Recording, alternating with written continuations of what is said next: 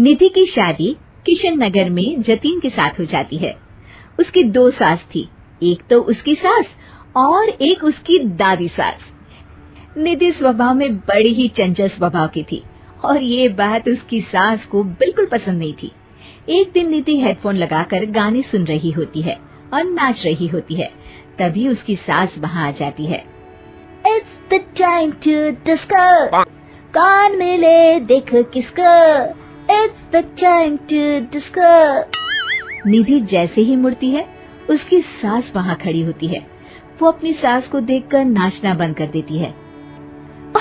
Mummy जी, मैं ना बस थोड़ा। नहीं नहीं बहू, और नाचो, पूरे दिन रात एक कर दो प्रैक्टिस में।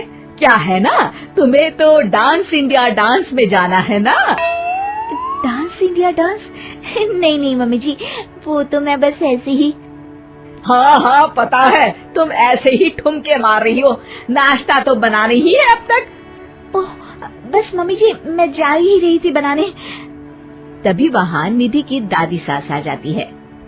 अरे बहू, जरा मेरे कमरे में तो चल, तेरा चश्मा नहीं मिल रहा है। माँ जी, चश्मा मिलेगा भी कैसे, वो तो आपने अपने सर पर लगा रखा है। भूल गई थी मैं। सास वहाँ से चली जाती है और दादी सास निधि की तरफ देखकर मुस्कुराती है और आंख मारती है। अगले दिन निधि टीवी देख रही होती है, तभी वहाँ उसकी सास आती है और कहती है, बहू ये क्या, दिन भर टीवी के सामने अपनी आंखें खराब करती रहती है तू। मम्मी जी, वो कोई काम नहीं था तो मैंने सोचा कि टीवी ही देख लूं। अच्छा, काम नहीं था? कोई नहीं, रात में घर में कुछ रिश्तेदार आ रहे हैं, उनका खाना बनाना है। चलिए बहुरानी जी। हैं? कितने लोग आ रहे हैं मम्मी जी? यही कोई 10-12 लोग होंगे। अभी से ही लग जाओ काम पर, समझी। उनकी खातिरदारी में कोई कमी नहीं रहनी चाहिए। सास वहाँ से चली जाती है। बाप रे, 10-12 लोग, इतने लोगों का खाना, इतना खाना तो एक साथ मैंने कभी नहीं बनाया। निधि रसोई में जाती है और सब्जी काटना शुरू करती है। सब्जी काटते हुए काफी वक्त बीत जाता है, तभी उसकी सास आती है। ये क्या, अभी तक सब्जी ही काट रही है? अरे अभी तक तो सब्जी बन भी जानी चाहिए थी। जल्दी जल्दी हाथ चलाओ बहू, मैं जरा मार्केट जा रही हूँ। सास चली जाती है। इतना सारा काम है और खुद अकेले ही करना पड़ रहा है मुझे। निधि सब्जी काटने के बाद आटा गूंदना शुरू करती है तो देखती है कि आटा खत्म हो गया है।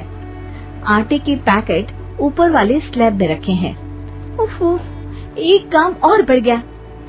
निधि आटा निकालने के लिए स्टूल पर चढ़ती है और पैकेट उतारने लगती है, तभी उसका बैलेंस बिगड़ता है और सारा आटा उसके ऊपर गिरता है।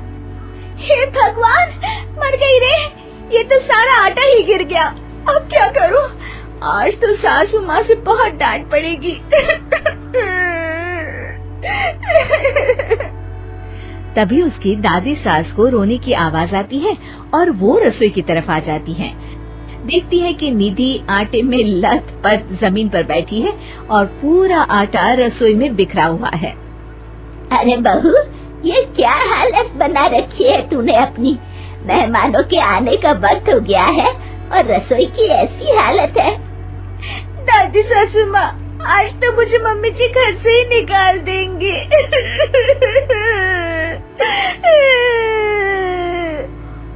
ओफो, रोना बंद भी करो और जल्दी से सफाई शुरू करो। चलो, खाना मैं बना देती हूँ।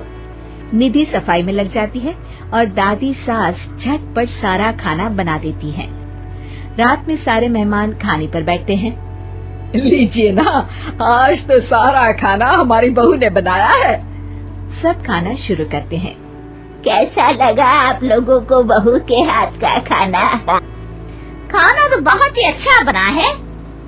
हाँ, और ये पालक पनीर तो बहुत ही अच्छा है। ये सुनकर निधि बहुत खुश हो जाती है और अपनी सास की तरफ देखती है तो देखती है कि उसकी सास तो कुछ भी खा ही नहीं रही होती। अरे मम्मी जी, आप लीजिए ना, मैं परोसती हूँ आपको। ये लीजिए पालक पनीर और ये लीजिए रोटी। सास जैसे ही खाने का निवाला खाती है तो अपनी बहू की तरफ देखती है कैसा बना है खाना मम्मी जी? सास दादी सास की तरफ देखती है। अब बहुत अच्छा खाना बना है। दादी सास समझ जाती है कि उसकी बहू को पता चल गया है कि खाना उन्होंने बनाया है, और निधि ये सोचकर घबरा रही होती है कि अब उसकी सास उसका क्या हाल करेगी। सारे मेहमान चले जाते हैं। बहू, तुम्हें शर्म नहीं आती? सारा खाना तुमने सासू माँ से बनवाया? नहीं मम्मी जी, वो दरअसल आटा। तभी दादी सास वहाँ आ जाती है और निधि की बात काटते हुए कहती है, अरे बहू, मेरी थोड़ी सी तबीयत ठीक नहीं लग रही, तू जरा डॉक्टर को तो बुला दे। अरे सासू माँ, क्या हो गया आपको? चलिए कमरे में आइए आप।